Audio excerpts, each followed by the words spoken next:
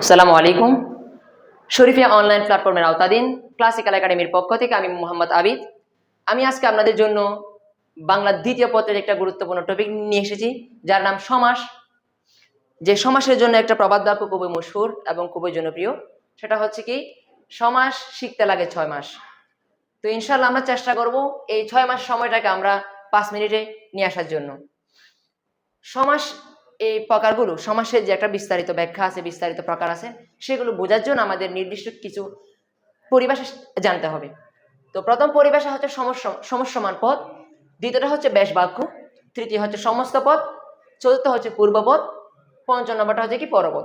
আমি ইনশাল্লাহ চেষ্টা করব এই 5টা পরিভাষাকে একটা উদাহরণের মাধ্যমে কি করার জন্য, আপনাদের সামনে সহজভাবে উপস্থাপন করার জন্য ইনশাআল্লাহ। তো আমি যে উদাহরণটা দিলাম সেটা কি, মাতা ও পিতা সমান মাতা পিতা। মাতা ও পিতা সমান মাতা পিতা। খেয়াল করেন, এই মাতা ও পিতা, মাতা ও পিতা, আমরা সমাস মানে কি জানি?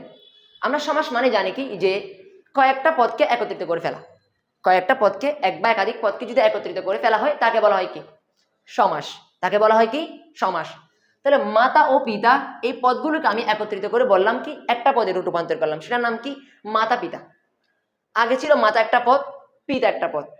মাতা একটা পদ ছিল, পিতা একটা পদ ছিল। এখন মাতা ও পিতা এই দুই পদ মিলেই একটা পদ হয়ে গেছে, সেটা কি মাতা পিতা।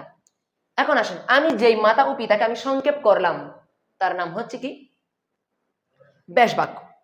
আমি যেটা থেকে সংক্ষেপ করতেছি, সেটা হচ্ছে কি ব্যাস বাক্য। এবং যে জিনিসটা আমি সংক্ষেপ করলাম, আচ্ছা মাতা ও পিতার মধ্যে আমি এই জিনিসটাকে আমি সংক্ষেপ করলাম, সেটা হচ্ছে কি ব্যাস বাক্য। এবং যেটা করলাম, মানে এই জিনিসটাকে আমি সংক্ষেপে যেটা করলাম, সেটা হচ্ছে কি মাতা পিতা। মানে দুইটা পদকে যদি আমি একত্রিত করে একটা পদ করি, সেটা হচ্ছে কি সমস্ত পদ। তাহলে এখন আসেন, মাতা ও পিতাকে আমি একসাথে করে বললাম কি মাতা পিতা। তাহলে দুইটা পদকে আমি একত্রিত করলাম করে বললাম কি মাতা পিতা। তাহলে মাতা একটা পদ, পিতা একটা পদ। তাহলে মাতা একটা সমসমান পদ, পিতা একটা সমসমান পদ। দুই সমস্য একটা, মাতা একটা সমসমান পদ, পিতা একটা কি সমসমান পদ। তাহলে এই দুই পদ মিলে কয়টা পদ হয়েছে? একটা পদ, সেটা কি মাতা পিতা। তাহলে মাতা ও পিতা এই পুরো একটা ব্যাস বাক্যকে আমি যে রূপটা দিলাম সংক্ষেপ রূপ, সেটার নামই কি সমস্ত পদ। এবং এই সমস্ত পদকে যদি আপনি ব্যাখ্যা করেন, আমি যদি মাতা পিতাকে যদি আমি ব্যাখ্যা করি বা আমি তার মূল রূপে ফিরে যাই, তাহলে হবে কি মাতা ও পিতা। তাহলে এই মূল রূপ যদি আপনি জানেন, সেটার নাম ওই ব্যাস বাক্য। এবং যদি আপনি মূল রূপ থেকে যদি আমি সংক্ষেপ রূপে ফিরে যান, সেটা হচ্ছে কি সমস্ত পদ। এখন এই যে আমি ব্যাস বাক্যটা বললাম, ব্যাস বাক্যের মধ্যে হচ্ছে জানতে হবে আমাদের থেকে সমসমান পদ। ব্যাস বাক্যের মধ্যে যে পদগুলো থাকে, প্রত্যেকটা হচ্ছে কি সমসমান পদ। যেমন মাতা একটা সমসমান পদ, পিতা একটা কি সমসমান পদ। এই পুরা ব্যাস বাক্য মিলে যেই সংক্ষিপ্ত শব্দটা, সংক্ষিপ্ত পদটা, সেটা কি মাতা পিতা। এখন আসেন পূর্বপদ। আচ্ছা, মাতা ও পিতার মধ্যে আগে কোনটা আছে, পরে কোনটা আছে? আগে থাকলে পূর্বপদ, পরে থাকলে পরপদ। তাহলে মাতা যেহেতু আগে আছে, সেটা হচ্ছে পূর্বপদ, আর পিতা যেহেতু পরে আছে, সেটা হচ্ছে পরপদ। তাহলে আলহামদুলিল্লাহ আমরা এই 5টা পরিভাষা, সমসমান পদ, ব্যাস বাক্য, পূর্বপদ, পরপদ এবং সমস্ত পদ, এই 5টা পরিভাষা আলহামদুলিল্লাহ আমরা একটা উদাহরণের মাধ্যমে আমরা এখন সমাসের যে মূল প্রকারগুলো সেখানে আমরা ঢুকে যাই। সমাস হচ্ছে মূলত 6 প্রকার: অব্যয়ভাব, কর্মদ্বারয়, দ্বিগু, তৎপুরুষ, দ্বন্দ্ব, বহুব্রীহি। অনেকের এই জিনিসটা নিয়ে প্রশ্ন থাকতে পারে যে আমরা তো প্রকার পড়ার সময় তখন দ্বন্দ্ব পড়েছিলাম আগে, তারপর হচ্ছে কর্মদ্বারয়, তারপর তৎপুরুষ, তারপর দ্বিগু, তারপর অব্যয়ভাব, তারপর বহুব্রীহি। কিন্তু এখানে একটু আগে পরে হলো কেন? আমরা তোমাদের বোঝানোর স্বার্থে, তোমরা যাতে সহজে বুঝতে পারো, সেজন্য আমরা যে পদটা আগে প্রাধান্য পাবে, আমরা পদের বিবেচনায় কোন পদটা প্রাধান্য পাচ্ছে, কোন পদটা প্রাধান্য পাচ্ছে না, সেই বিবেচনায় আমরা হচ্ছে কি করলাম, একটু ওই সমাসের প্রকারগুলোকে একটু কি করলাম, আগে পরে করলাম। তো সেটা নিয়ে কোনো টেনশন নেই ইনশাল্লাহ। আমাদের মেন যে কাজটা, সেটা হচ্ছে সমাস বোঝা। সমাসের প্রকারগুলো বুঝে সমাস কোনটা কোন সমাস, সেই জিনিসটা কি করা, নির্ণয় করা। কারণ আমি তো শুরুতে বলেছিলাম যে সমাসটাকে শিখতে যাতে 6 মাস না লাগে, ইনশাল্লাহ 15 মিনিট যাতে আমরা কি করতে পারি, শিখতে পারি। আচ্ছা আসেন, প্রথমটা হচ্ছে কি অব্যয়ভাব।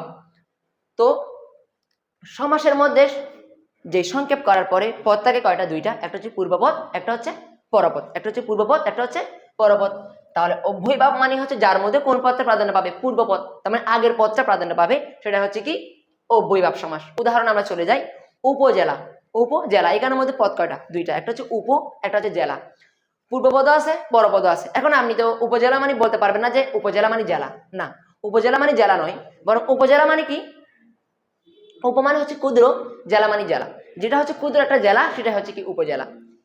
তার মানে এখানে জেলার অর্থ প্রাধান্য পাচ্ছে না, প্রাধান্য পাচ্ছে উপর।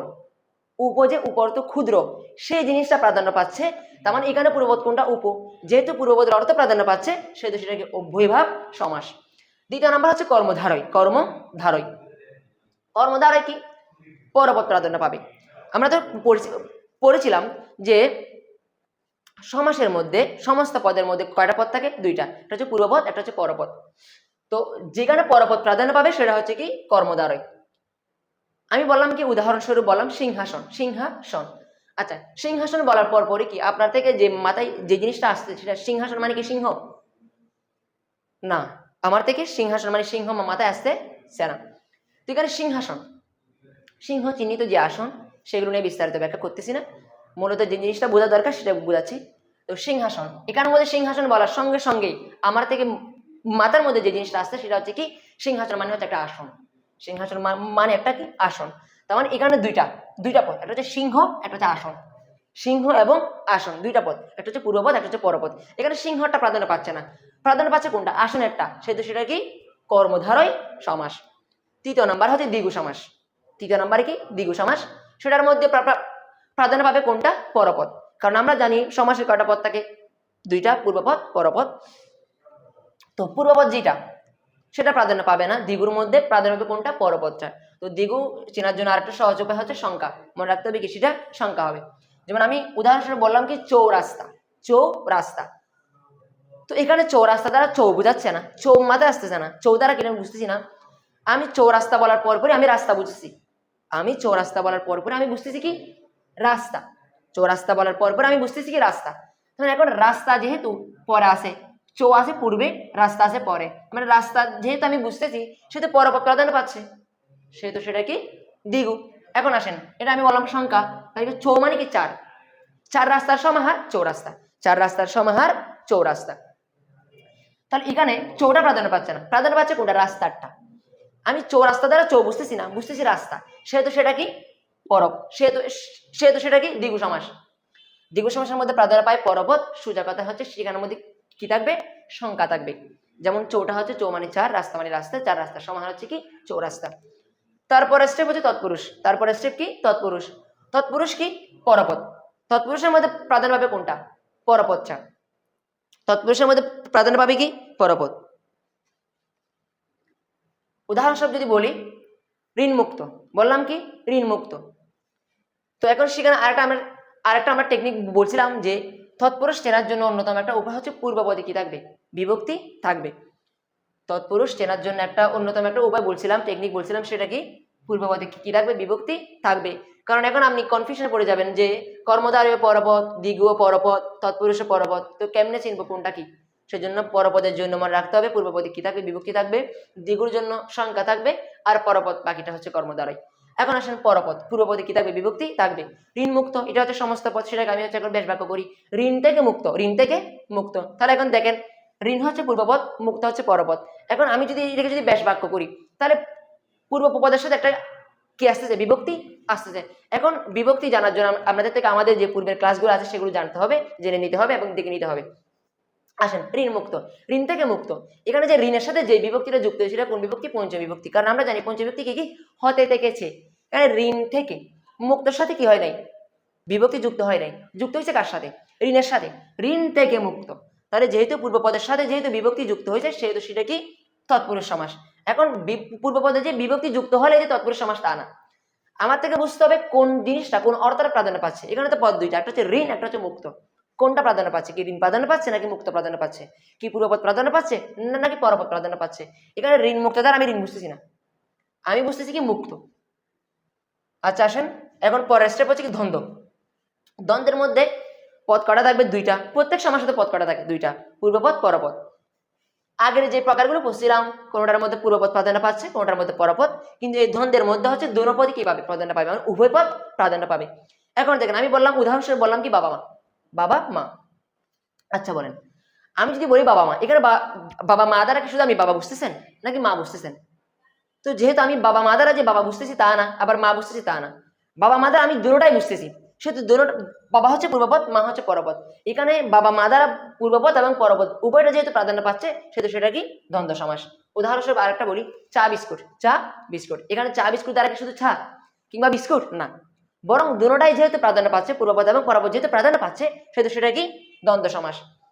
তারপরের প্রকার হচ্ছে বহুব্রীহি। বহুব্রীহি, বহুব্রীহি বোঝার জন্য আগে বুঝতে হবে যে পূর্বপদ এবং পরপদ কোনোটা কি পাবে না, প্রাধান্য পাবে না। কারণ একটা সমাসের মধ্যে পদটাই কটা, দুইটা, একটা হচ্ছে পূর্বপদ মানে আগের পদ, আর পরপদ মানে শেষের পদটা। এখানে পূর্বপদে প্রাধান্য পাবে না, পরপদে প্রাধান্য পাবে না, ভিন্ন একটা পদ প্রাধান্য পাবে, সেহেতু তাকে বলা হয় কি বহুব্রীহি সমাস। এখন আসেন একটা উদাহরণ দিয়ে বলি, গায়ে হলুদ, বললাম কি গায়ে হলুদ। আচ্ছা, এখন গায়ে হলুদ বলার পরপরই কি আপনি বুঝতেছেন গা বুঝতেছেন কিংবা হলুদ বুঝতেছেন? আমি গায়ে বুঝতেছি না কিংবা হলুদও বুঝতেছি না। আমি গায়ে হলুদ দ্বারা বুঝতেছি কি যে অনুষ্ঠানের মধ্যে গায়ে হলুদ দেওয়া হয়, আমি গায়ে হলুদ দ্বারা একটা অনুষ্ঠান আসতেছে, তার মানে গা পূর্বপদ আসতেছে না, হলুদ পরপদ আসতেছে না, আমি বুঝতেছি কি গায়ে হলুদ দ্বারা একটা অনুষ্ঠান, তার মানে পূর্বপদ আসতেছে না, পরপদ আসতেছে না, আসছে একটা ভিন্ন একটা পদ মানে তৃতীয় পদ, সেটা কি বহুব্রীহি সমাস। আমরা একটু পূর্বের আলোচনায় একটু ফিরে যাই। সমাস প্রথমত 6 প্রকার: অব্যয়ভাব, কর্মধারয়, দ্বিগু, তৎপুরুষ, দ্বন্দ্ব, বহুব্রীহি।